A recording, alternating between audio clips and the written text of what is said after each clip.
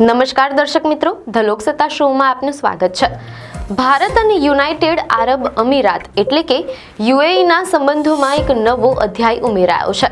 30 December 2025ના રોજ અબુધાબીના રણ પ્રદેશમાં સ્થિત અલ હમરા ટ્રેનિંગ સિટીમાં ભારત અને યુએઈની સેનાઓ વચ્ચેના સંયુક્ત સૈન્ય અભ્યાસ ડેઝર્ટ સાયક્લોન 2નું સફળતાપૂર્વક સમાપન થયું છે। 18 થી 30 ડિસેમ્બર સુધી ચાલેલા આ 13 દિવસીય અભ્યાસમાં બંને દેશોના જાબાઝ સૈનિકોએ જે પરાક્રમ બતાવ્યું છે તે વિશ્વ માટે એક મોટો સંદેશ છે। આ માત્ર એક પ્રેક્ટિસ નહોતી, પણ આધુનિક યુદ્ધના મેદાનમાં ભારત અને યુએઈની વધતી જતી સંયુક્ત શક્તિનું પ્રદર્શન હતું। આપણે વિગતવાર જાણીશું કે આ સૈન્ય અભ્યાસ દરમિયાન શું થયું અને તે ભારતની સુરક્ષા માટે કેમ મહત્વનો છે। ડેઝર્ટ સાયક્લોનના બીજા સંસ્કરણનું મુખ્ય લક્ષ્ય બંને દેશોની સેનાઓ વચ્ચે પરસ્પર તાલમેલ, અતૂટ ભરોસો અને સંયુક્ત અભિયાન ક્ષમતાને મજબૂત કરવાનું હતું।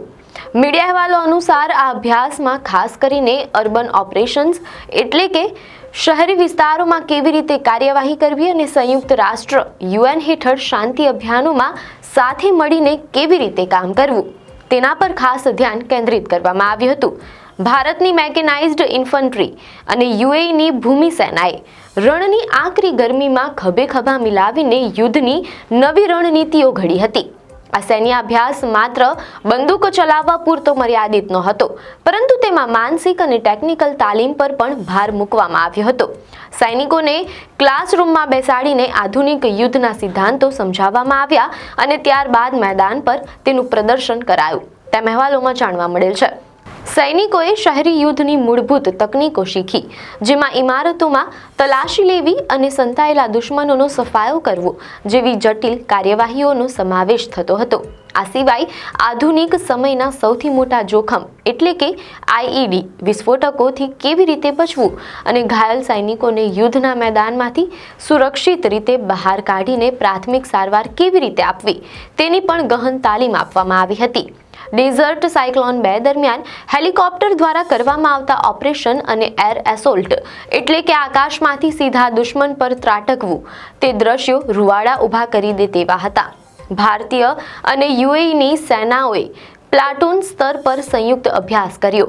બંને દેશોએ સ્વીકાર્યું કે જો તેમની કામ કરવાની પદ્ધતિ અને રણનીતિમાં સમાનતા હોય તો ભવિષ્યમાં કોઈ પણ બહુરાષ્ટ્રીય અભિયાનમાં તે એક અજેય શક્તિ તરીકે ઉભરી શકે છે। આ તાલમેલ જ આ સૈન્ય અભ્યાસની સૌથી મોટી સફળતા છે।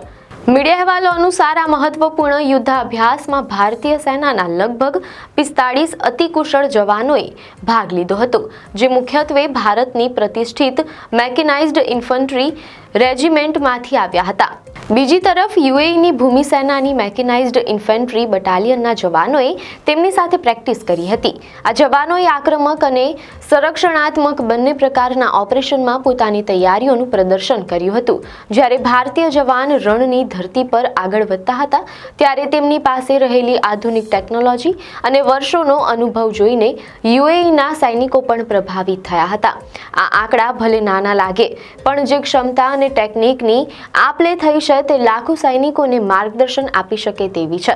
ડેઝર્ટ સાયક્લોન 2 માત્ર એક લશ્કરી કવાયત નથી, પણ તે ભારત અને યુએઈ વચ્ચેના મજબૂત થતા સંરક્ષણ સહયોગનું પ્રતીક છે।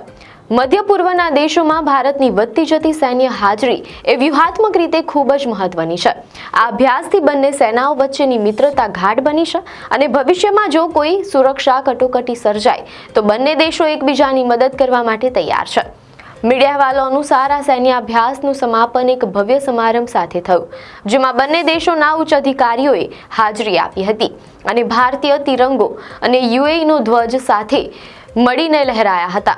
જેમાં બંને દેશોના ઉચ્ચ અધિકારીઓએ હાજરી આપી હતી અને ભારતીય તિરંગો અને યુએઈનો ધ્વજ સાથે મળીને લહેરાયા હતા, જે એ વાતની સાક્ષી પૂરે છે કે મિત્રતાનો સાયક્લોન હવે શત્રુઓ માટે પડકાર બનશે। રણની રેતી અને સૈનિકોનો પરસેવો આજે અબુધાબીના રણને એક અલગ જ ઓળખ આપી રહ્યા છે।